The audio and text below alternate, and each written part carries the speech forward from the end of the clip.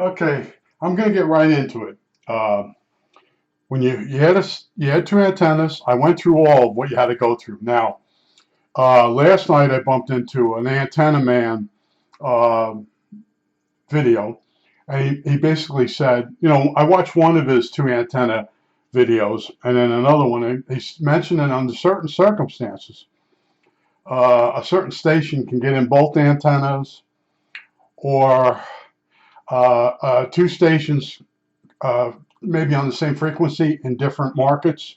There's a couple of things that can go wrong, and the stations mix in the combiner, and you lose stations. Now, I didn't sleep good last night because I watched that video, and I really didn't want to go up into the attic, which is actually a crawl space. And there's a lot of insulation down on the floor.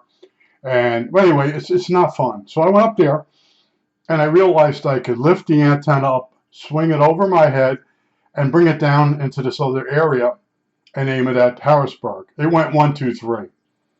And I come down, and I first thing I did was I checked all my other channels that I had been getting, make sure they're all still there. They're all still there. Not to say that one of them might break up. I don't know yet. We have an overcast day, and overcast days sort of help over-the-air television in my area. Now, after a while, I checked all my channels and made sure they were good. I didn't check to see what their signal strength was, but they're all there. I then did the scan, and I picked up PBS, which I expected, and the what the hell is it? Fox Network, PBS, Fox Network, and one more. Anyway, I got three channels, three new channels, and another Spanish channel. And I'll go in tonight, and I'll let it go for a few days. It's the best I could do.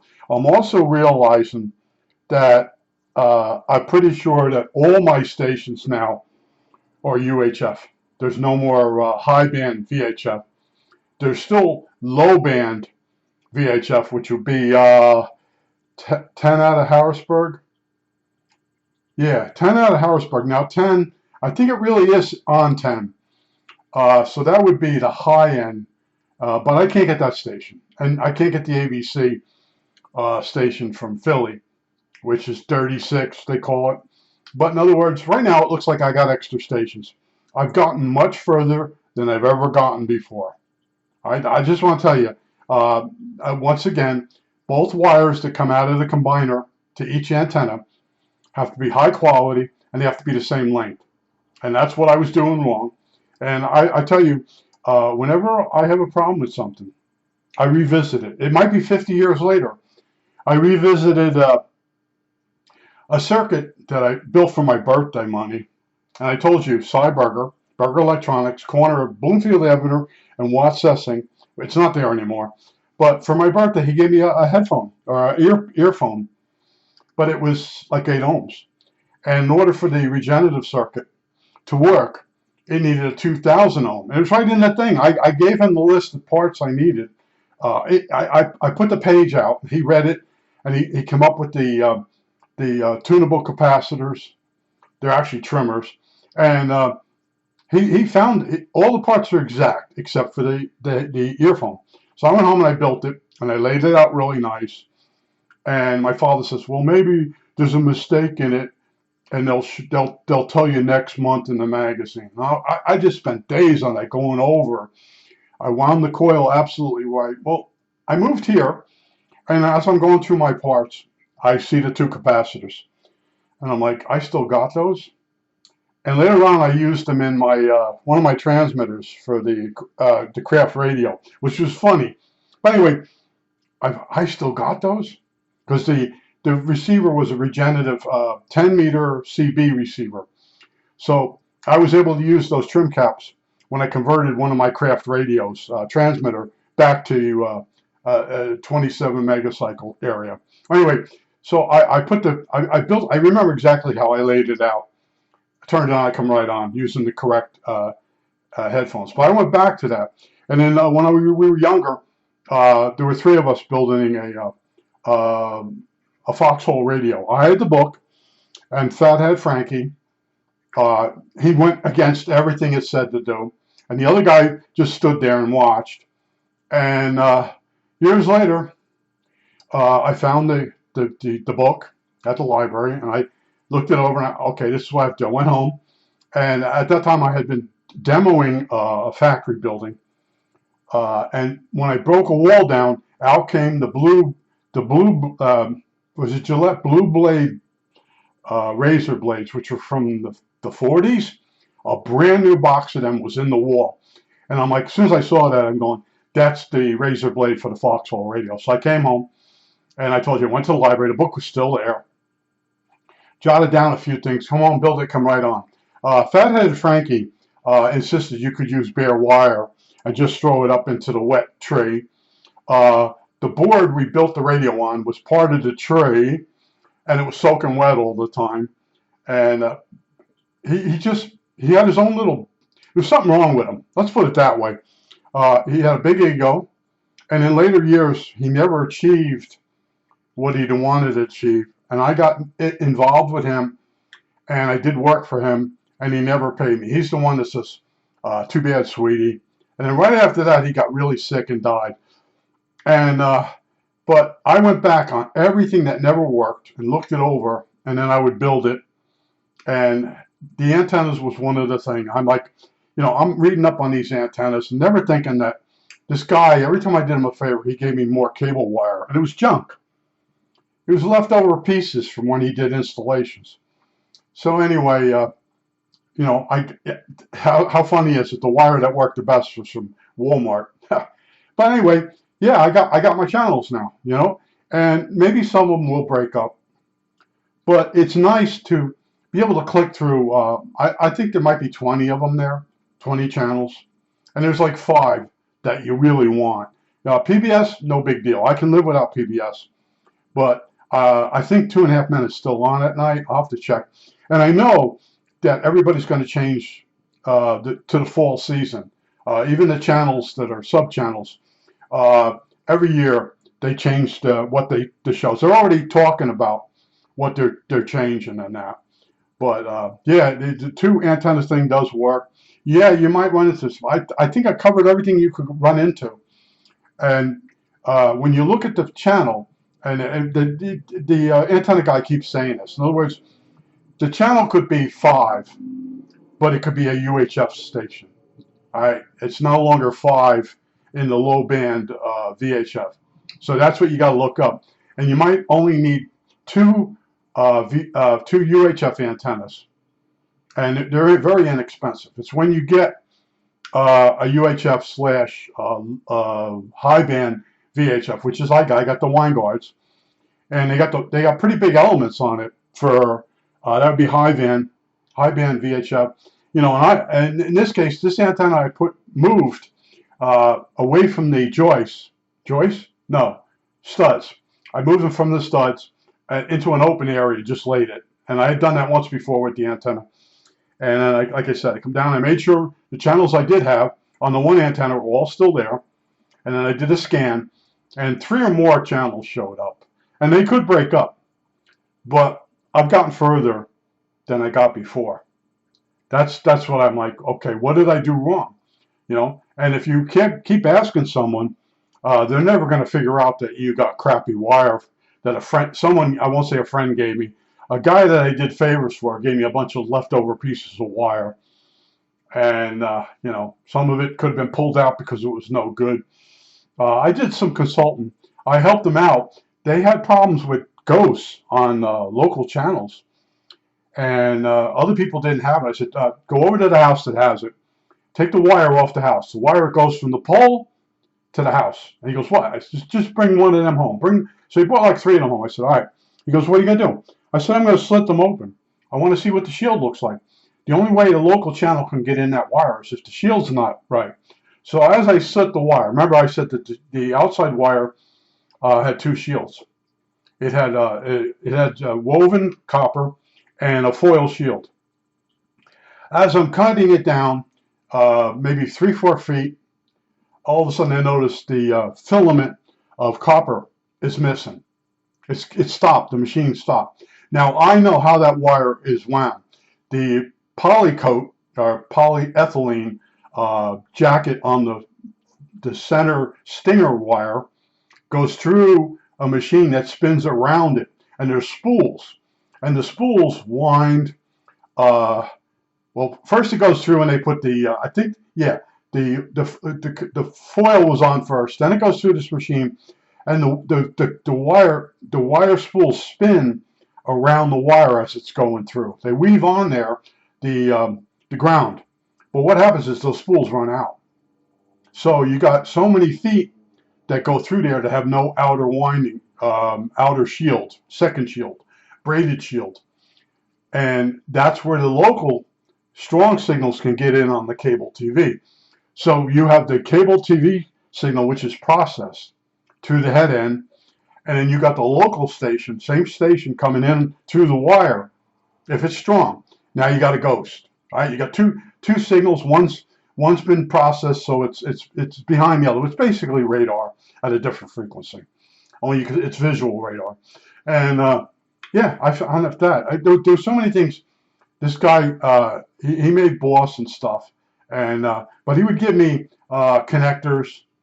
What else did he give me? A lot of those couplers, and they would then trickle down past me to my neighbors. My neighbors didn't think, they knew I probably got the cable stuff free, so they come over and ring my doorbell. I need two couplers. They give me a shopping list, and I give it back to them. No Christmas gift, no thank you. I had neighbors that they weren't great at thanking me, but they'd always buy me a really nice coat for Christmas and things like that. So I let that go. But there were neighbors that would never say thank you. They wouldn't even smile. It's like, well, that's another pain in the ass day gone. That's fixed. They don't say, well, yeah, you come over here, you fix it. The one neighbor, I went down in the cellar, and he says, all I want is a couple channels down here for when my grandchildren visit. So I pull the TV out, and I'm not kidding, there's like 20 wires back there. And I'm just disconnecting everything. I'm trying to find where the cable comes into that area of the house. And he goes, well, I was trying this, and I'm pulling a boatload of wires out. And then I put the hot from coming from the street into the cellar to the coupler. I put that to the television set, and I flipped through the channels, and the channels are there. And he's like, well, what's all this other wire for? I said, I have no idea. But several times he had the cable company come, and each time the guy would use new wire and not remove the old wire. That's what was going on. I'm like, I'm out of here. What'd you want? I wanted a few channels. Well, I got you more than a few channels. I'm not, do you want that wire? I don't want that wire. I got boxes of that wire there. Well, that's good wire. No, I don't know if it is. I don't know. You know what I mean? After a while, you keep rolling this stuff up, putting it in a box and hoarding it. But I'm trying to think, did any neighbor ever give me anything amazing? I told you the one neighbor, I shoveled for free for over 30 years for the family. They were old. And the daughter got old. I was still shoveling for her. And she goes, my snow shovel broke. And we're having one storm after another. And then she goes, oh, I'll buy you a new snow shovel. So I got my boots on, and I went walking for like 4 hours, different hardware stores. And nobody had snow shovels because it's wintertime. So I got over to the one in Belleville Nutley line, which the guy set on fire. Long story. And I went in there, and there's a backsaver. And it was $29. I don't think it was $39. I think it was $29.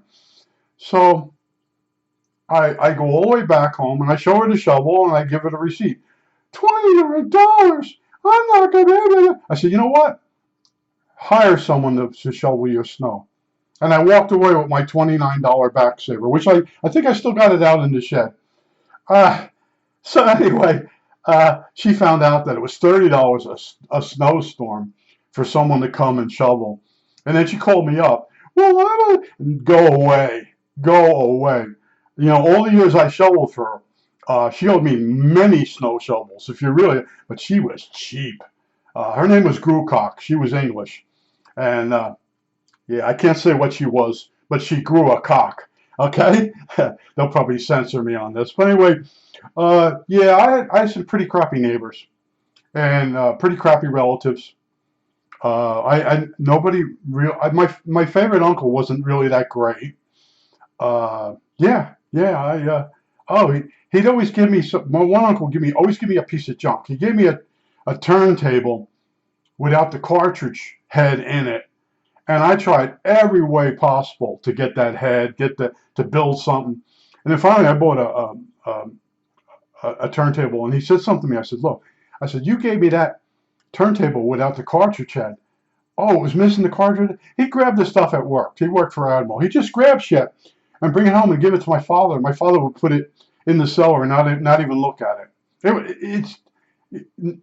I don't. I'm trying to think. Did anybody ever bring anything to our house that was usable? Oh, I don't think so. Uh, the one time the neighbors, I always helped them out. They were going to Florida. They gave me all their tasty cakes from the refrigerator. First of all, they bought them on a sale. Second of all, they were beyond stale. I can eat stale stuff, but they gave me all these tasty cakes. And you know, I had trouble eating tasty cake after that. It put such a bad taste in my mouth. Uh, with, I was like, I'm looking at the dates, and I'm like, these things are over a month old. And that's why they didn't take them with it to Florida, because they knew they went stale. And, so they gave me a bunch of stale crap for lieu of payment for doing stuff for them. Think about that. Yeah, well, give him a box of stale cookies. He worked his ass off. Give him a box. That's what I had around me. All right? And then the other thing, you're shoveling somebody out, and they're at the door. Would you like a cup of coffee? And I'm like, no, I don't drink coffee. So if you don't drink coffee, you ain't getting anything. All right? That's it. But I was telling somebody this morning, and yesterday, I met a guy that was a minister. He still is, and he remembered me. And his wife died. I used to walk with him after she died. Then he had a sciatic nerve problem. I walked with him, and he started doing better and better. And then he got remarried, and and he remembered me. He goes, "Oh man, you used to walk." I said, "Yeah." I said that's what I do. And he thanked me. There's guys. I'm noticing now, like I told you, I'll be outside walking around, and you walk up to somebody, and they can't talk to the wife because the wife has heard the story. She don't want to hear them complaining anymore. So I'll talk it over with the guy, and I'll just say, look, you're at that age, and I always ask people their age. And I said, yeah, you're going to go through this period where you're not where you want to be. It's a midlife crisis. Some people go through it very easily. But I explained it to him. I said, is your father still alive? Yeah, but we really don't talk. I said, that's why. I said, when you have a father you can talk to, he'll tell you certain things. Now, my father was kind of oblivious. I think that's a good word, to a lot of things. He lived in his own little world. I'm thinking about the neighbor next door said to me, life is what you make it. No, life is how you handle the crap that comes your way. And the rule number one is look out for number one. Rule number two is obey rule number one. I always put other people first. I was raised that way. And if they're happy, you'll be happy, supposedly. But a lot of people will use you. And they're very good at it because they've been doing it their whole life. But that's my beef. I can't get past it. I've tried everything. I meet a minister. I could tell you because I'm not saying the minister's name. I'll meet a minister. I'm out walking, and I'll bump into a minister, and the guy will tell me he's a minister, and I'll say to him, I want to know how do I get past this certain point? And I say, someone pissed me off in the past. They used me, and then you know what happens? They end up telling me a story how they got screwed over, and now I'm listening to them. I think it happens to everybody, but I have such a good memory. What happens is basically I have flashbacks of being screwed over, and there's nothing I can do about it. But I just wanted to tell you, yes, the antenna does work. Now, I might have dropouts on those channels, but right now they're all working. But that really doesn't prove anything because it's overcast outside. And over-the-air television seems to work better when there's a coating in the sky of clouds to help pass the signals on or reflect the signals towards you. But yeah, I'm going to go look now and go through all the channels, and I might be able to get rid of those bigger antennas that I got. I might go for it because I like to put money every year into television, into a couple, maybe new wire or a switch box, or I'll try another experiment. But yeah, they keep doing repacks, and they'll repack your favorite channels right away from you. So I think that's it. All right, that's it.